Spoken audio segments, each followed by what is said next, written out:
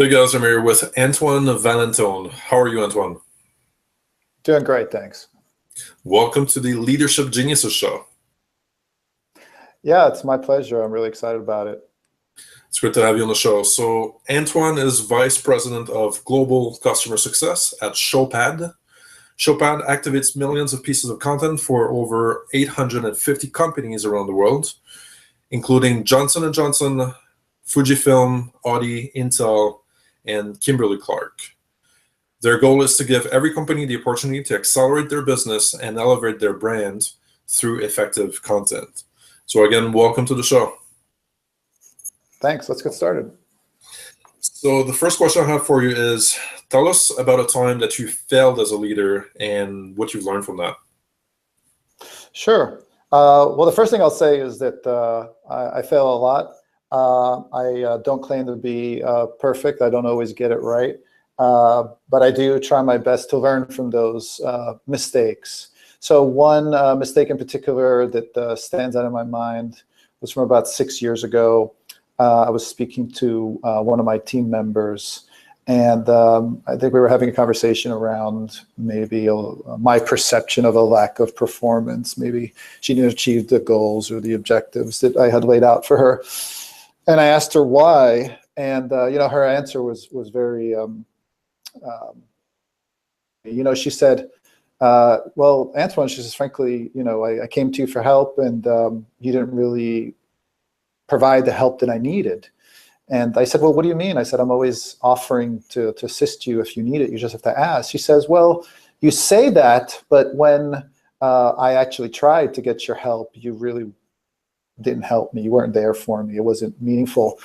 And she went on to say that if she succeeded, it was in spite of me as opposed to because of me. And that right there was really like a game changer for me. It completely opened my eyes and forced me to take a closer look at myself in the mirror than I had ever done before. As opposed to, blaming everybody else, I had to learn to stop and look in the mirror and ask myself, maybe it's not the other person, maybe it's me.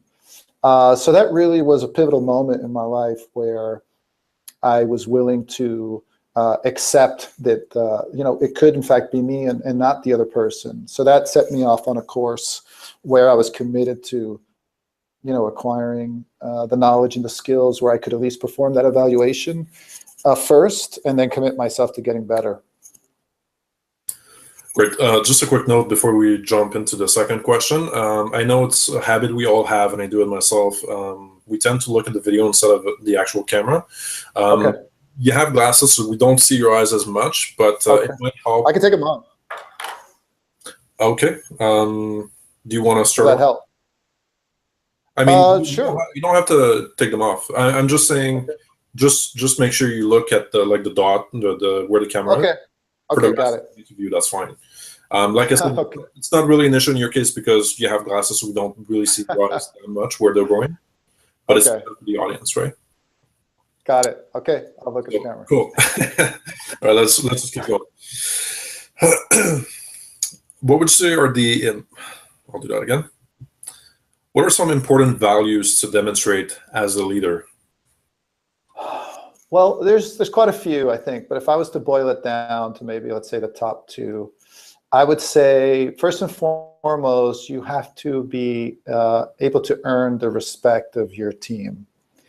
And what I mean by that is you actually have to be able to demonstrate that you can do asking your team to do, or at least be willing to do them. So what I mean by that is, as an example, I think in my experiences with the people around me, I've been able to earn their respect when I actually get on the phone with them and talk to maybe a customer that's been giving them some difficulty, or if I help them overcome a challenge, not just by telling them what to do, but actually getting on the phone again, or going to visit a customer and either partnering with them or doing it for them. And I've had several team members tell me that was the day that I earned their respect. right? So I don't think respect comes with the title. I think respect has to be earned, and that's both ways. And there's no better way to do that but to actually show your team that you're willing and able to roll up your sleeves and get the job done. I think if there's a second thing that's probably equally important is you have to be inspirational as a leader, meaning that you're able to motivate people to take a certain course of action where they're doing it because they want to, as opposed to just because they were instructed to do so. Okay. How do you go about motivating your team? Yeah, so that's a perfect follow-up question. I am a firm believer in explaining why any decision or request is being made. So if you read the book by Simon Sinek, Start With Why, he speaks a lot about the same thing. The idea is, let's not just tell people what to do or how to do it, but actually explain to them the motivation behind it. So I'll give you an example that I like to use. So if this was, the old school way of sort of managing people, you would walk into a room and give them orders and say, for example, hey, team, let's go knock down that wall. And they would be expected to just follow the orders and not know why they were being asked to knock down the wall. And in today's age with millennials, people are much more savvy and they don't orders. They want to know why they're being asked to do something. So I would go on to say, well, hey guys, look, it turns out that there's some puppies trapped behind that wall and they're starving. And if we don't go free them, they're going to starve. All of a sudden, now that they know why they're doing a thing, and assuming that they like puppies, most people do, they're probably going to be very excited about knocking down that wall. And now they're doing it because they want to knock down the wall and free the puppies, as opposed to just following orders. So I would say always explain the why behind every decision so that they make it their own. And even if they don't agree with the reason, at least the fact that they know probably gives them greater peace of mind before they take any action. Yeah, I think that's great. How do you measure success as a leader? Well, two ways. Number one is your team actually producing their results? Are they achieving their goals? And that is typically measurable, right? If it's some sales target or running a marathon, whatever, was I able to help inspire them to achieve those goals? And then the second thing I would say, and I would say maybe this one is the most important for me personally, is how many other leaders can I create?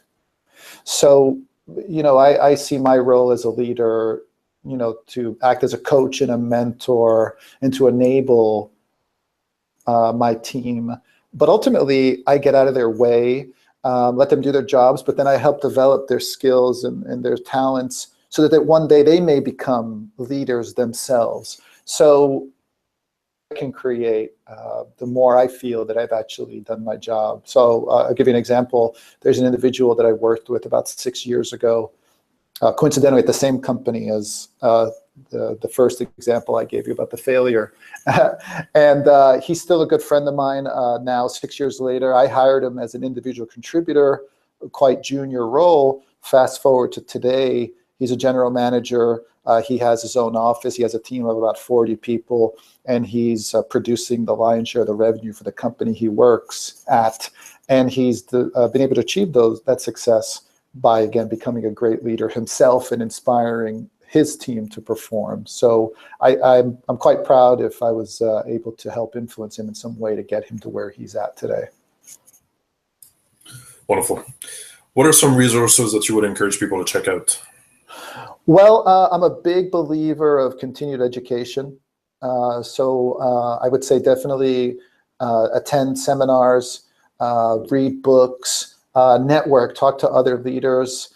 Personally, I'm a big fan of Dale Carnegie training. I read How to Win Friends and Influence People when I was like 18 years old. Someone gave it to me, and I benefited from it greatly, not just in my professional career, but also my personal career. And I've recommended it to hundreds of people I've come in contact with since then. The other two I would say that I'm a big fan of right now, there's the book called Multipliers by Liz Weissman. the idea there is, again, how do leaders multiply the output of their teams? How do you create a culture and an environment where teams flourish as opposed to diminishers, which are the opposite of multipliers, which squash your team?